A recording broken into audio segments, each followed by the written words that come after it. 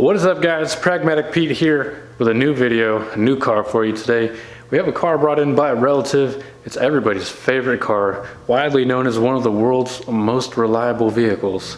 It's got a little bit of a problem. Customer complaint is rough, idle, lack of power, things like that. So we're gonna check it out.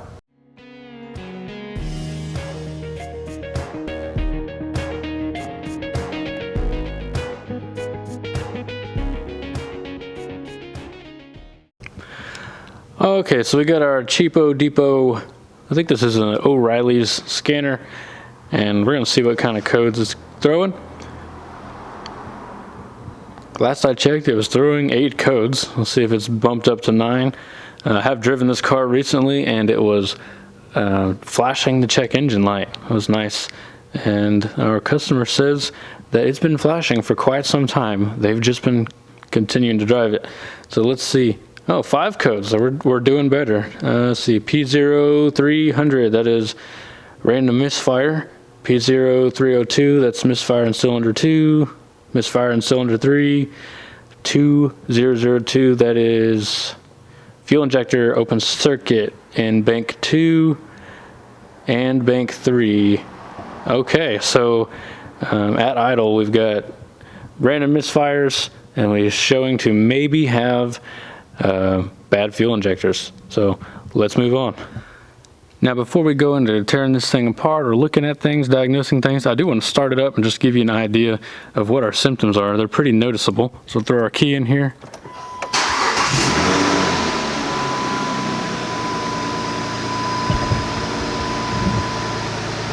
Right now it's actually idling pretty smooth.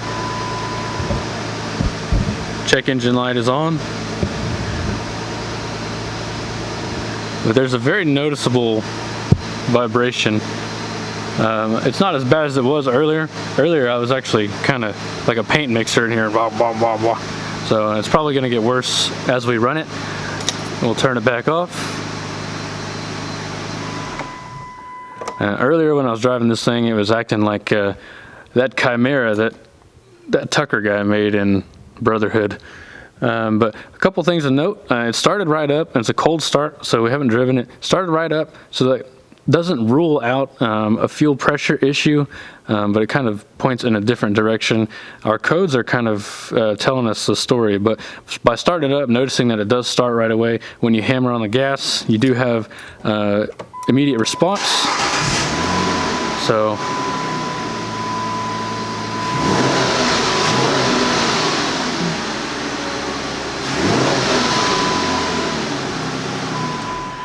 we don't really have any hesitation there. We do have hesitation on acceleration when we're driving under load. So let's move on. So right now I don't think it's anything to do with the fuel system, fuel pressure system, fuel pump.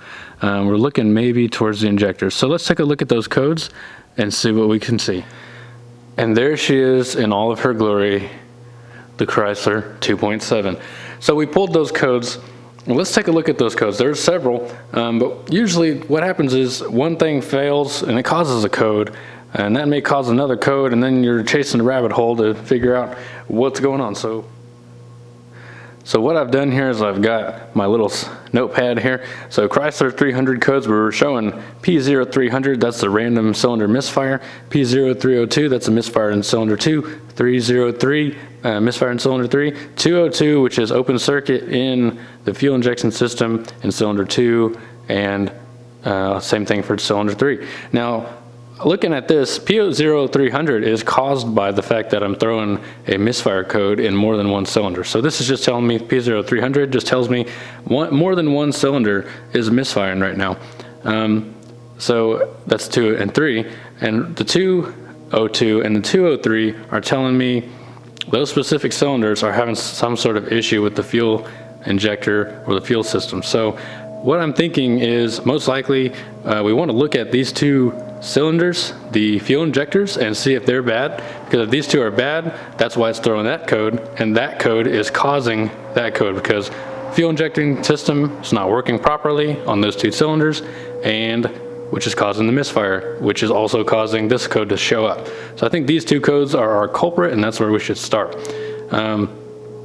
I do want to run a quick vacuum check on this car just to see what's going on. Now the codes, 02 and 03, those cylinders are on opposite banks of the engine. So you've got 1, 2, 3, 4, 5, 6. So a quick Google search shows us that cylinder 1 is on the top left, and then it alternates. So 1, 2, 3, 4, and then back 5 and 6. So our codes are in 2, which is in the front right, and 3, which is in the middle left. So those are opposite banks, which makes me leads me to believe it may not be a vacuum leak, because typically your vacuum leak is going to be on one side of the engine or the other, and you'll have multiple cylinders on the same side with the same symptoms. So since my initial thought for this car was that there may be a vacuum leak, I'm going to go ahead and test for that with a poor man's smoke test. Basically, I've got a cheap piece of tubing hooked up right behind the MAF sensor here,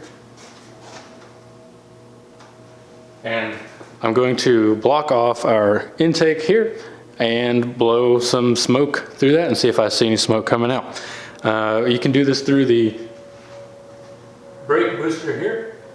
You can also do it through the line right next to it, whichever works for you, but we just got to block this off real quick. So I'm going to take this clamp off, put a bag over it so that we don't have any air escaping, and we'll go from there.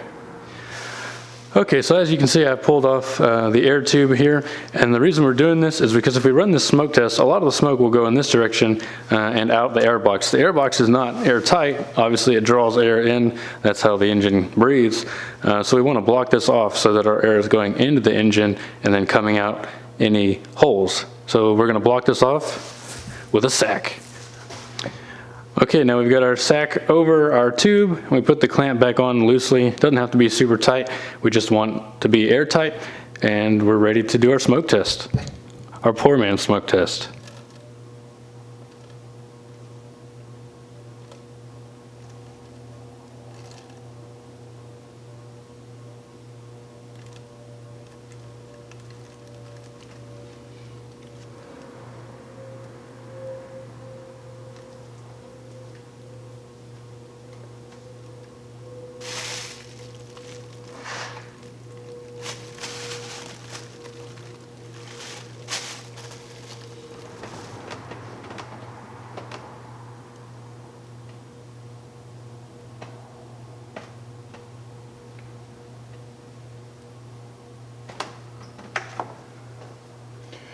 All right, so not exactly scientific.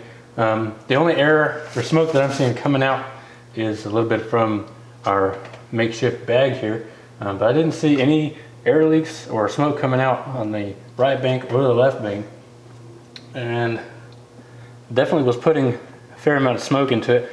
This thing generates pretty good cloud. So if I put 3 big puffs like that into the engine, we didn't see anything, I think we can rule out a vacuum leak for now. Now that we've more or less ruled out a vacuum leak, it's time to start looking at those injectors. And yet again, we're going to use another simple trick that I learned from Chris Fix.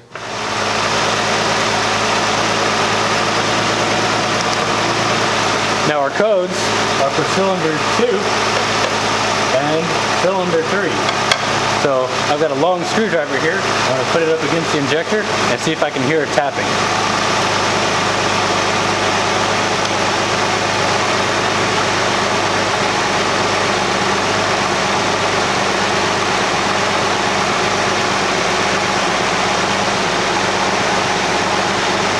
Now I definitely do hear clicking from all 3 of the cylinders. The cylinder 2 seems more rapid, so I'm not sure what that means. I'll see if you can hear it.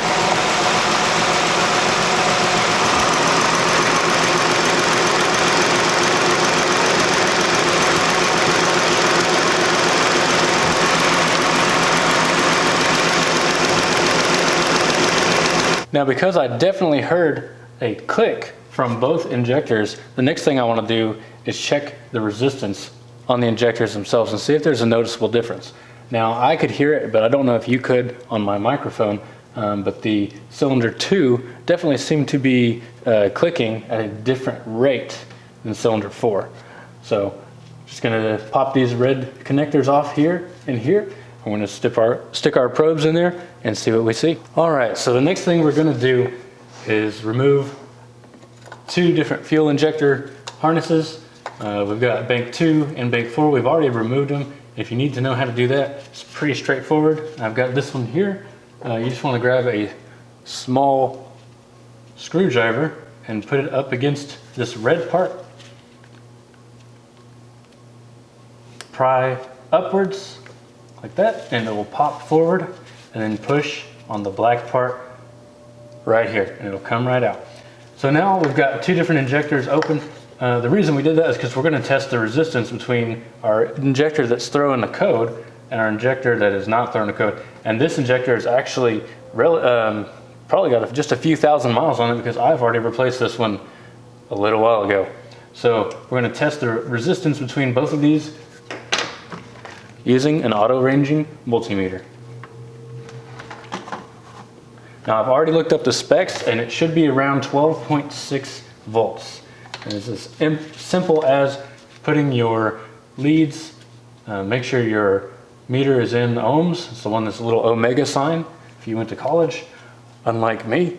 But get your 2 leads and press each lead against the metal contacts on the fuel injector. And it's kind of tricky because you got to hold it nice and still. So we're showing about 6, oh wait for it, whoops, 6.3 ohms on our suspected bad injector. Yeah, right around 6.3. It's supposed to be around 16 and a half. Now let's check the other injector that we don't have any codes on, 13.3. So we're right within specs on that one. So I think we can definitely point to this injector being bad. We'll go ahead and assume the same issue with the other one. To get to the other injector, even to test it, we've got to remove our intake plenum, which is like 13 or so with all these bolts here. So before we go any further, I'm gonna head to the store and pick up 2 different fuel injectors. We'll be back. So now that we've determined that we're gonna pull fuel injectors out, we're gonna just pull the whole fuel rail up and replace every injector other than the one that we replaced recently. Go ahead and replace all of them, just because one's failed a month ago, 2 months ago, and now 2 more have failed. We're gonna replace all of them. I'm gonna relieve the pressure on the fuel rail by pulling the fuel pump relay or fuse, run the car, let it die, and that should evacuate most of the pressure in the system. After that, I'll pop the gas cap and let it sit for a while. And that'll serve to try to help us eliminate a whole bunch of fuel spewing out of our fuel rail as we're taking it apart. Okay, so it looks like our fuel pump relay or fuse is actually not in this box. We may have to look underneath the hood. So as it turns out, our fuel pump relay is actually located in the trunk in the power distribution center. So right here we've got this box. Pull on that tab. We got all these different relays here. Try not to cover up the light on you. And of course they are numbered, but it doesn't say what is what. So we'll look it up and we'll be right back. All right, after a quick search, it looks like right here is our fuel pump relay. So we're gonna go ahead and pull that and just set it to the side. Now we'll just run the car and let it die, and that should depressurize the system most of the way.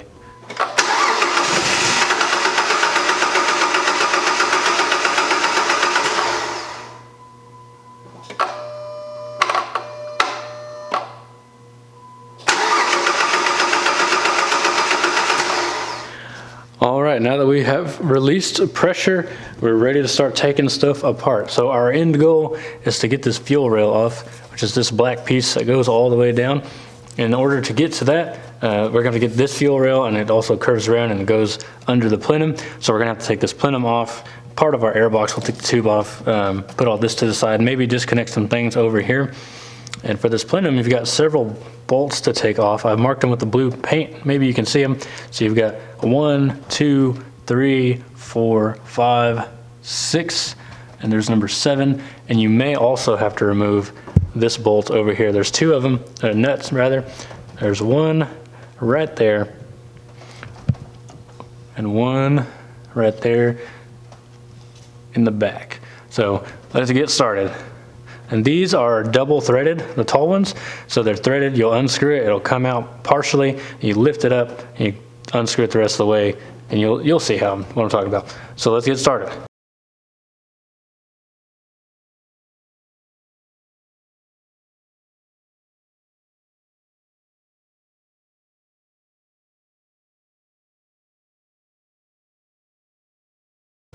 All right, once we've got our 7 plenum bolts out, we're gonna take our airbox off, our airbox tube. You could have done it this way first, it really doesn't matter. A simple note, on these bolts that you took out of the plenum, they are all the same size, and they do have a washer on them, and you wanna make sure not to lose that. And to remove these, it is a 10mm socket. Now we're gonna remove our airbox. We're gonna disconnect as few clips as necessary. We'll go ahead and get the coolant reservoir hose just out of the way. And we will take this off with a flathead screwdriver.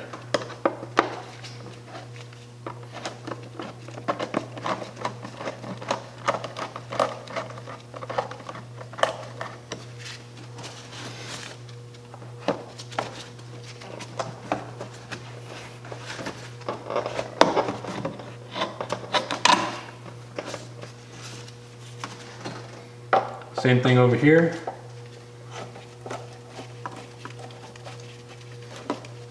Just loosen that clamp a good deal, and then you want to push upwards on the clamp. There's a little groove that it slides into. Slide it out of that groove. It's a rubber groove like here. So you slide it. It is like that when if it's on properly, you slide it down. And I don't know. I guess you don't have to. So we should be able to get this removed now. We'll go ahead and keep our mass airflow sensor, whatever sensor this is, attached. Shouldn't be in the way. And now we're going to look to remove our plenum. Now directly behind your throttle body, you have a couple hoses you're going to want to take off. The 2 closest hoses should be just removable by hand, and that one in the back, the metal one, actually comes off when you pick the plenum up and pull it outwards. So don't worry about trying to take that back one off yet. Just get those 2 out, and then we'll work on taking the whole plenum out. If any of these vacuum lines seem like they are glued on, you can grab some needle nose pliers, wrap them around, grip tight, and twist to try to break the seal.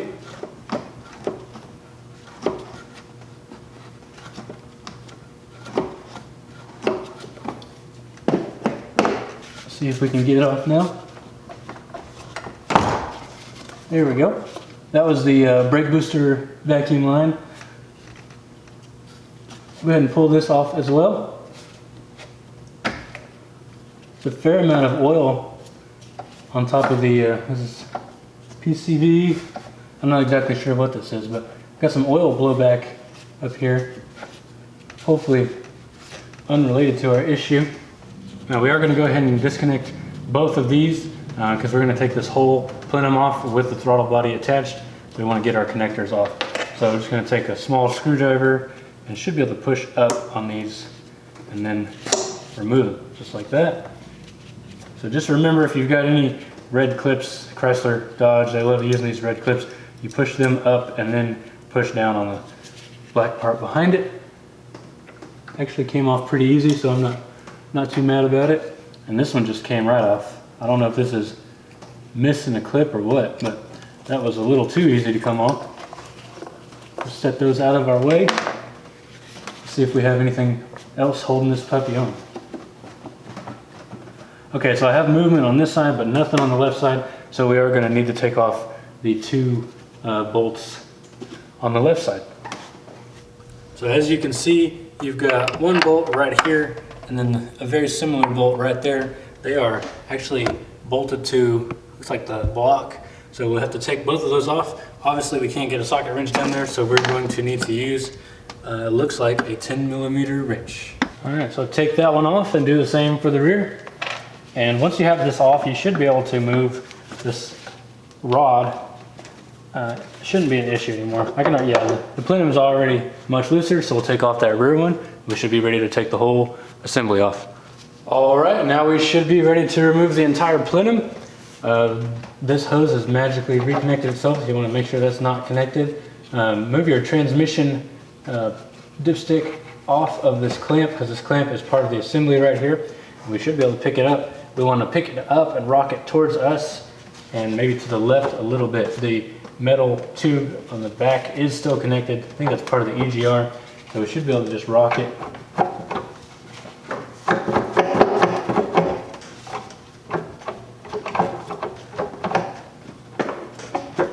Okay, I spoke too soon.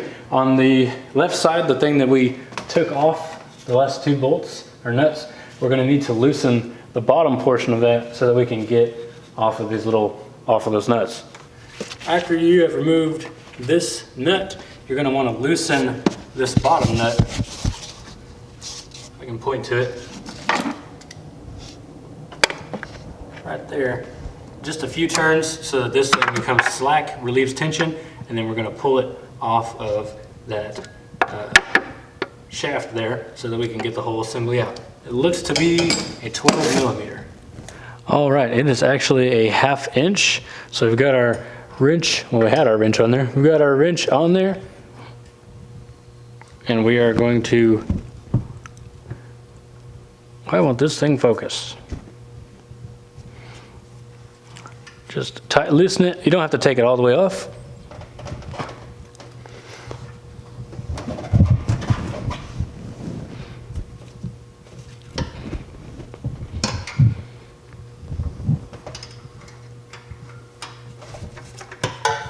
Just loosen it until this rod can clear the top part.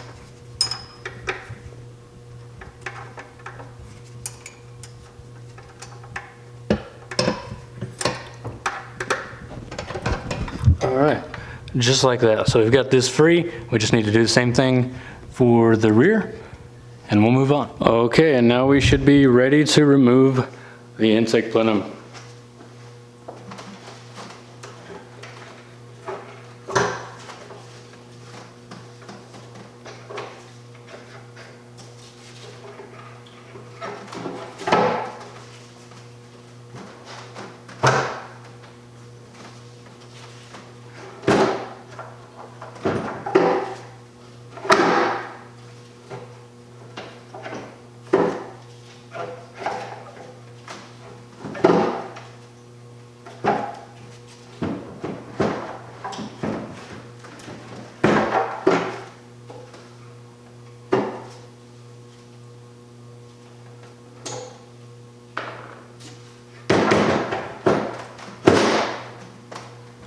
And right away, before we do anything else, we're going to plug all of our intake holes so that we don't get any debris in there. Okay, now that we have the top of our intake blocked off, I want to point something out to you. You've got this EGR, I believe that's what it is, metal tube here, and when I pulled that out, I noticed the gasket fell out. So we want to try to locate that, obviously, as soon as we can. It was bright blue, and hopefully it is not gone forever. So just, I'm gonna take a few minutes to try to find that, but that's something that you need to watch out for, because you do have to have it.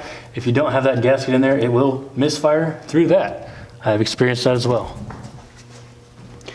And here is our O-ring that took a jump. Fortunately, it just landed right on the ground. So put that away for safekeeping, and make sure it doesn't get stuck inside the plenum when you take it off. The next thing we're gonna do is try to take the fuel rail out. There are 4 8mm bolts that I've marked with blue paint for you, and we're going to remove all 4 of those, and we should be able to remove the entire fuel rail. Now each one of these fuel injectors has an O-ring in it. It's a very tight fit, so you may have to pull up with a decent amount of pressure, but just make sure that you're not pulling just on one end. Kind of support the whole thing and pull upwards. So let's pull those 4 bolts and go from there.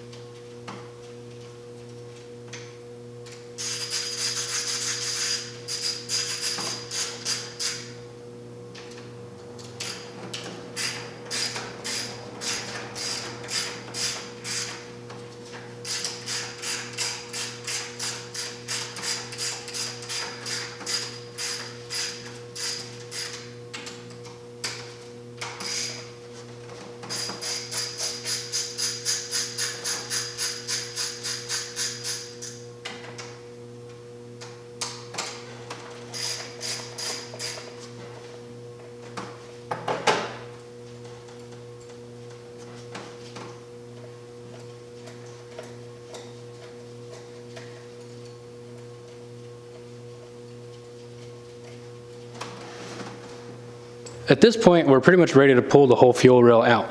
But just to be sure, I want to do an ohm check on the third cylinder. So let's pull that cap off and hit it with the ohm reader.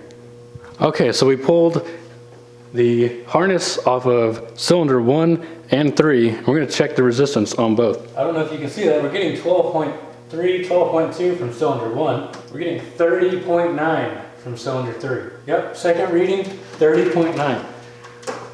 So it's exactly like we thought. Cylinder 1 is showing 12.5, 12.6, which is in the parameters of where it should be. Cylinder 3 is showing 30. So definitely got way too much resistance in that fuel injector. So let's go ahead and pull the whole rail out and start replacing them. Okay, so as you can see, I have pulled all 6 of the harnesses off of the fuel injectors. The next thing to do is to pull this thing up. So let's get to it.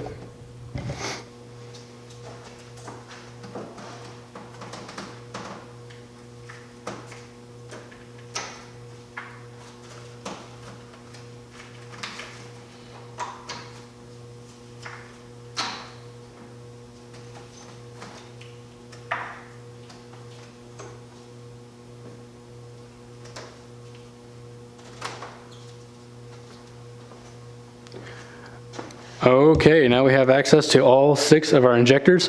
Keep in mind we are not changing number 4 because we've already changed that one.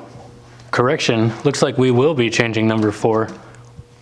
Also, this is part of the O-ring that protects the fuel from shooting out. So looks like we're gonna have to go get another fuel injector. Okay, now that we have our fuel cradle out, we're gonna pull all these plugs off, and this one looks like it's not even seated properly. So interesting to note. I wonder if I just did that or if it's been wrong the whole time, but we were not getting a code for cylinder 4, so very interesting. I'm not sure if the camera's picking that up, but the clip is not on all the way and the injector's actually not all the way seated in the fuel rail. So we're gonna pull all 6 of these off, and it should be a matter of just pushing the tabs like that.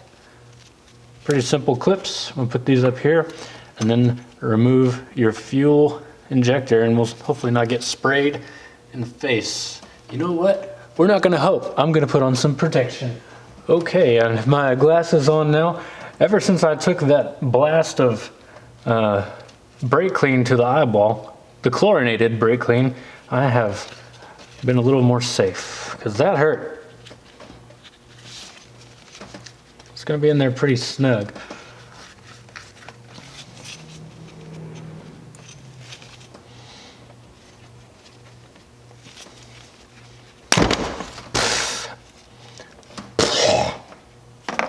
Well, I'd rather have a little bit in my mouth than in my eyes. But as you can see, I got fuel on me, so we will, that clip just came right off. Go ahead and remove the other 5 injectors. A little bit of fuel there. I'm gonna grab a reg. We probably could have cycled the engine a few more times with the fuel pump relay switch or relay out to lessen the amount of fuel we're getting everywhere. And these are very snug in the fuel rail. Cannot stress enough how important it is to put some eye protection on for this. As you see, there's gas everywhere. You definitely don't want that in your eyeballs. Gas is for cars. It's not for eyeballs. Okay, now we've got all of our old fuel injectors out.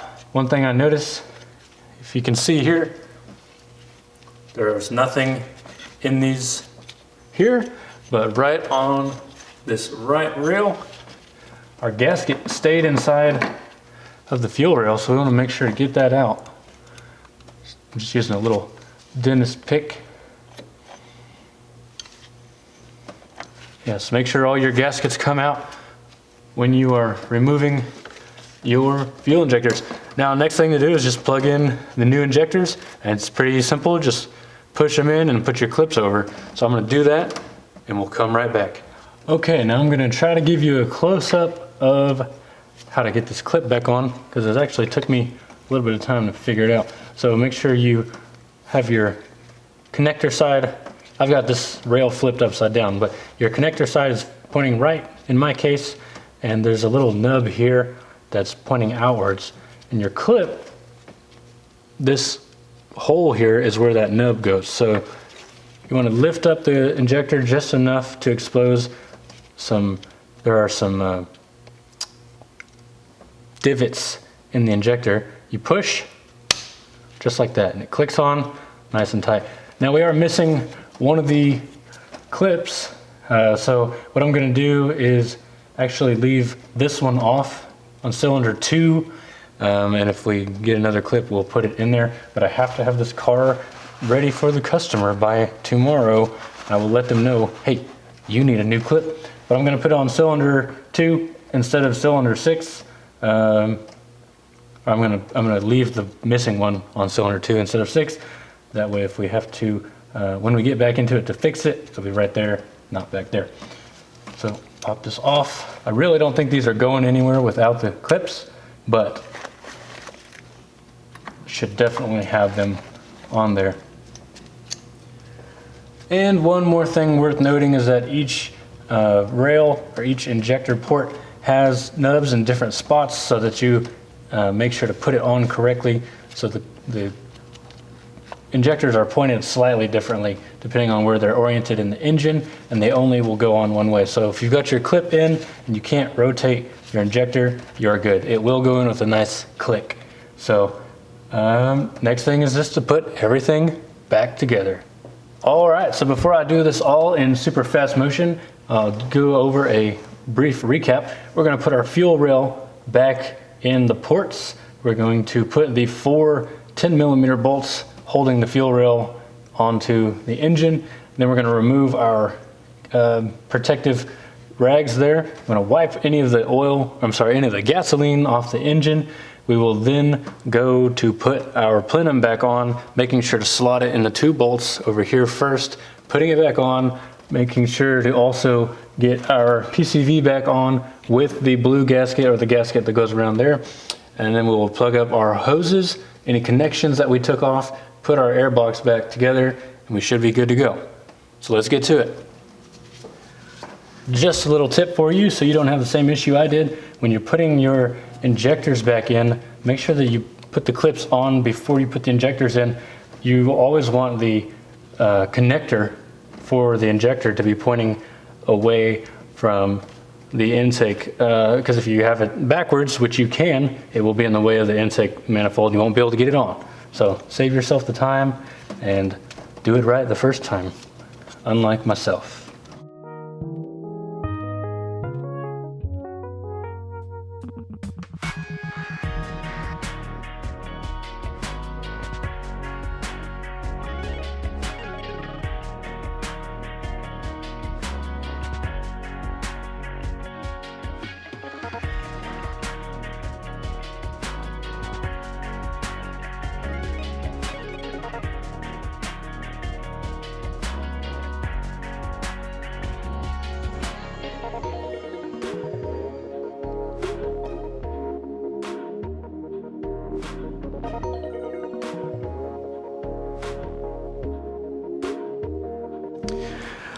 Okay, now we have everything back together.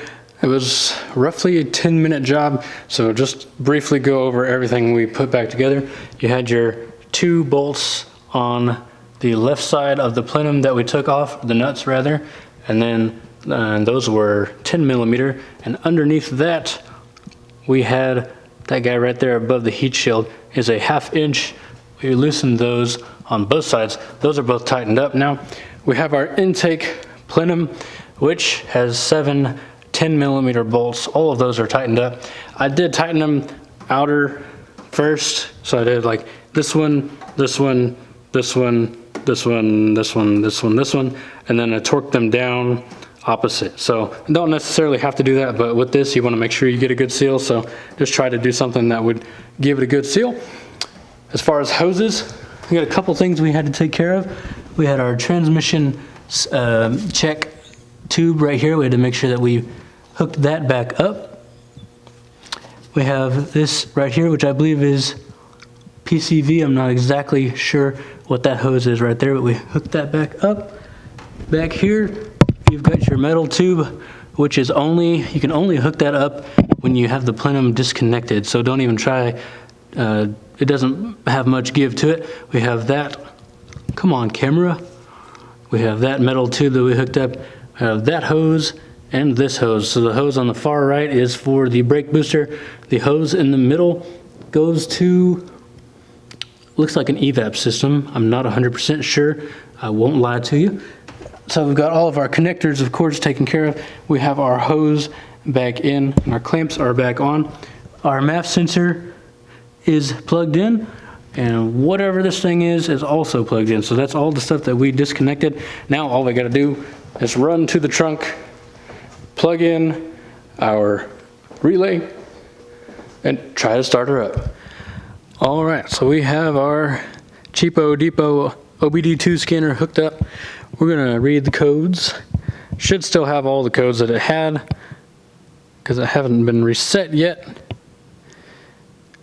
Do do do do do do do do do do do do do do do do do do do. Disney Plus has the original X-Men. No link. Oh yeah, it would probably help if I put the key in the ignition or the thing in the hole. There we go. All sorts of clicking going on. Let's try that again. We should still have all of our codes. We have not reset it yet. 6 codes. We picked up an extra one. P0300, random misfires, misfire cylinder 2, misfire cylinder 3, fuel injector circuit open cylinder 2, fuel injector circuit open cylinder 3, misfire and random cylinder PD. I don't know what changed. Now I will erase.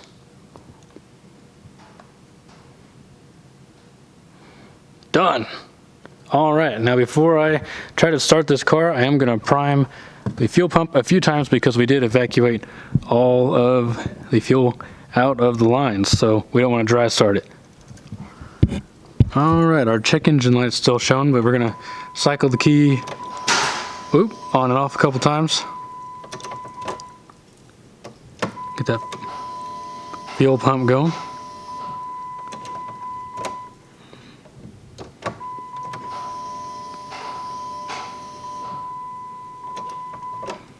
One more time for good measure. Let's see what happens.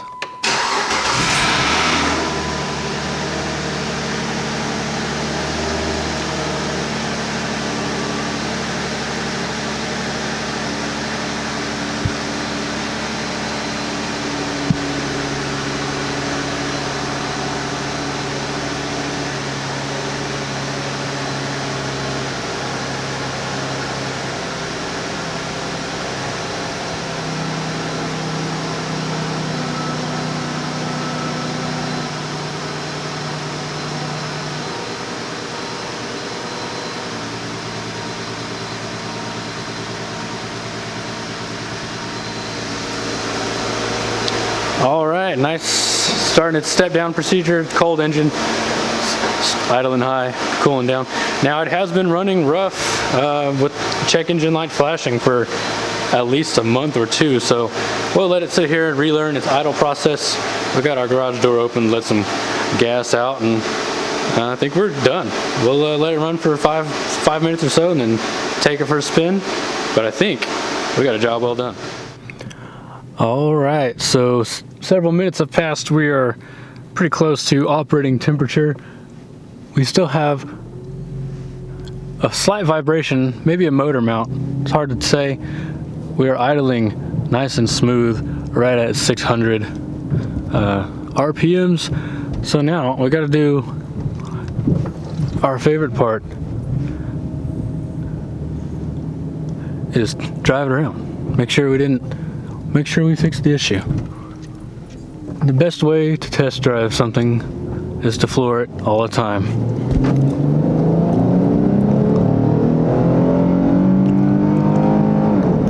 Oh yeah. 2.7 liters of fury. That's a 0 to 40 in about 14 seconds. Nice smooth idle. Idle in 5-600. Responsiveness is back. Check engine light is off. I think we are good to go. All right, we are back at the house. And you know what? People talk crap about the Chrysler 2.7 or Chrysler in general all day long, but you know what? That car has 165,000 miles. A lot of cars these days don't even make it that far. And I'm betting these are the original injectors. I don't know if you can see how filthy these injectors are. A lot of dirt and crap got past the O-rings. Injectors most likely were clogged, and you know what? That thing drove here with maybe 4 cylinders, so it is what it is. So I hope you guys enjoyed the video. And to go over diagnostics a little bit, you know, at first I really wasn't sure. Was it the fuel injectors? Was it the coil packs? Was it the MAF sensor? A vacuum leak? Anything like that? And we kind of just pieced information together to find our solution. There's so many different things that could have been. You know, we kind of shied away from saying that it was the fuel pump because the car started up right away, and once you were driving, it didn't seem to have a significant lack of power, although it might be hard to tell with that vehicle. So we kind of gravitated towards something in the engine bay, and we looked at maybe it's a vacuum leak. You know, we tested with our cheap shade tree mechanic method, and we didn't find anything. And also we noticed that our cylinders that were misfiring were on opposite banks. You know, I would think if there's a vacuum leak, it's going to be on one side or the other, not both, and you would have multiple cylinders in a row that are failing. So like 1,